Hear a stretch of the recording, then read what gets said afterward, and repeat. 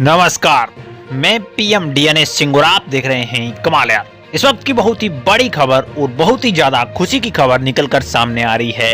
नेपाल की सबसे लार्जेस्ट, सबसे बड़े और सबसे ज्यादा यहाँ पे उम्मीदों वाले प्रोजेक्ट यानी कि निजगढ़ इंटरनेशनल एयरपोर्ट के बारे में। जी हाँ दोस्तों, सरकार ने एक बहुत ही बड़ा फैसला इसके लिए लिया है और ये जो फैसला है वो कहीं ना कहीं पूरे नेपाल के लिए भी बहुत ज्यादा बड़ा फैसला हो जाता है, क्योंकि ये काफी ज्यादा अड़चनों के अंदर घिरा हुआ फैसला है। दोस्तों, क्या फैसला यहाँ पे नेपाल की सरकार ने लिया है और निजगढ़ इंटरनेशनल एयरपोर्ट का अब क्या होने वाला है, ये सारी बातें इस वीडियो में करने वाले हैं। तो वीडियो के अंत तक बने रहिए और अगर आप चैनल पे नए हों तो चैनल को सब्सक्राइब करके बेल आइकन दबा लीजिए ताकि आपको अगला अपडेट भी सबसे पहले मिल सके। चलिए वीडियो शुरू करते हैं। दोस्तों, मैं आपको बता दूं, थोड़ा सा ब्रीफ रिव्यू दे दूं मैं आपको निजगढ़ इंटरनेशनल एयरपोर्ट के बारे में। तो ये जो प्रोजेक्ट है वो काफी ज्यादा पुराना प्रोजेक्ट है और ये प्रोजेक्ट अगर कंप्लीट होता है तो नेपाल के अंदर सबसे बड़ा न केवल नेपाल का सबसे बड़ा जबकि एशिया का भी यहाँ पे सबसे बड़ा एयरपोर्ट बन जाएगा नेपाल के अंदर। बात करें निजगढ़ इंटरनेशनल एयरपोर्ट की अंदर, लेकिन ये एयरपोर्ट इतना पुराना प्रोजेक्ट होते हुए भी कंप्लीट नहीं हो पाया आज तक, क्योंकि इस पर कोई वर्क ही नहीं हुआ। अब आप ये सोच रहे होंगे कि वर्क क्यों नहीं हुआ इस पे, तो इसके बहुत से रीजन हैं दोस्तों। ये पर्यावरण की ऐसी दहलीज पर बनाया जा रहा है जिसके अंदर उस दहलीज को काटा जा रहा है, उस दहलीज को नष्ट किया जा रहा है और उसके बाद इसका निर्माण किया जा रहा है। यहाँ पे जो पर्यावरण के प्रेमी थे या फिर जो यहाँ पे जो पर्यावरण के लिए रक्षक थे, उन सभी ने इसके विरुद्ध यहाँ पे आवाज उठाई।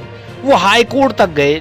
जब कोर्ट तक ये चीज गई कि यहाँ पे पर्यावरण को बहुत ज्यादा नुकसान हो रहा है, इस यहाँ पे एयरपोर्ट को बनाने में लगभग 5 लाख पेड़ों को काटना पड़ेगा, ऐसा यहाँ पे जब सोचा गया तो कहीं ना कहीं ये संदेह की बात बन गई और कहीं ना कहीं ये बहुत बड़ा मुद्दा भी बन गया कि क्या निजगढ़ इंटरनेशनल एयरपोर्ट इतना इंपॉर्टेंट है कि पर्यावरण में से हमें 5 लाख पेड़ काटने पड़े और फिर भी हम इसे बनाएं। दूसरी बड़ी बात ये हो गई कि कुछ ऐसे वृक्ष जो कि नेपाल की आन बान शान है, कुछ ऐसे वृक्ष जो यूनिक है नेपाल के अंदर, इस जंगलों के अंदर, वो उन वनों को हम नष्ट करके ऐसा यहाँ पे एयरपोर्ट बनाए, क्या हमारे लिए ये शोभा देता है।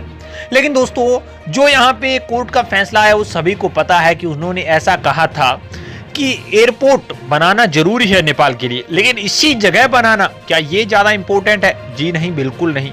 उन्होंने कहा कि अलग कहीं जगह पे आप बना सकते हैं, लेकिन सरकार कुछ और ही कह रही है। सरकार का ऐसा मानना है कि इस प्रोजेक्ट के ऊपर लगभग यहाँ पे जो इन्वेस्ट हो चुका है अभी तक का, वो एक बहुत बड़ी राशि है, यानी कि 3 अरब रुपए खर्च किए जा चुके हैं। अब इसे अलग जगह पर नहीं बनाया जा सकता, यानी कि यहीं पे बनाया जाएगा। और कुछ लोगों का मानना है कि सरकार ने पहले कटाई भी शुरू कर दी थी, यानी कि यहाँ पर ही बनाया जाना है। सरकार का ऐसा भी मानना है कि 5 लाख पेड़ नहीं कटने वाले, इससे बहुत कम पेड़ कटेंगे इसके अंदर, और सरकार का ये भी मानना है कि हम उनकी पूर्ति कर देंगे। तो दोस्तों, यहाँ पे जो अब ये खबर निकलकर सामने आ रही है उसका ये मानना है कि सितंबर माह के अंत तक ये जो काम है वो कंप्लीट किया जाएगा, जो कि कागजों का कागजी कार्रवाई होती है या फिर जो भी हमें फैसले लेने हैं वो ले लिए जाएंगे। और जो निजगढ़ इंटरनेशनल निर्माण के विकल्प हैं या फिर जिस हिसाब से इसको शुरू किया जाएगा वो जल्द से जल्द शुरू करने की बात की जा रही है। मैं आपको बता दूं कि सरकार द्वारा गठित एक पैनल जो कि बुधवार से निजगढ़ अंतर्राष्ट्रीय हवाई अड्डे के निर्माण का एक नया व्यवहारतम अध्ययन शुरू कर रहा है और यह सुप्रीम कोर्ट के फैसले के बाद अधिकारियों के लिए एक नए संरेखण के आगे बढ़ने का मार्ग प्रस्तावित करने वाला मीटिंग कह सकते हैं हम। एक ऐसा मीटिंग जो निर्णायक रहने वाला है और निर्णय तो उसका हो ही चुका है, ऐसा कह सकते हैं हम। सुप्रीम कोर्ट द्वारा यहाँ पे निजगढ़ इंटरनेशनल एयरपोर्ट के लिए कहा गया था कि पूरा सार्वजनिक किया जाने के बाद सरकार के आवश्यक अध्ययन के लिए यहाँ पे लगभग 10 सदस्यों का पैनल बनाया गया और उसमें यह फैसला लिया गया किस तरह से इसको बनाया जाएगा। मैं आपको बता दूं कि सुप्रीम कोर्ट ने यह भी सुझाव दिया था कि यहाँ पे 12 जिले में या अन्य जगह पर निजगढ़ दक्षिण में प्रस्तावित निर्माण स्थल से सटे किसी और भूमि पर जहां पर पर्यटन की हानि बहुत कम हो, उन जगह पर बनाया जा सकता है इस पे जो यहाँ पे एयरपोर्ट है उसको।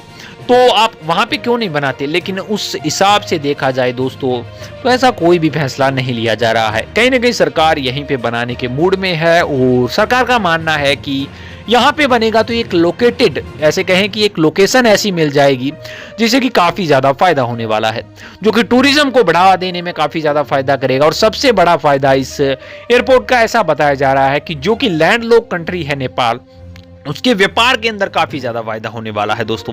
ट्रांसपोर्ट के अंदर बहुत ज्यादा दिक्कत आती है।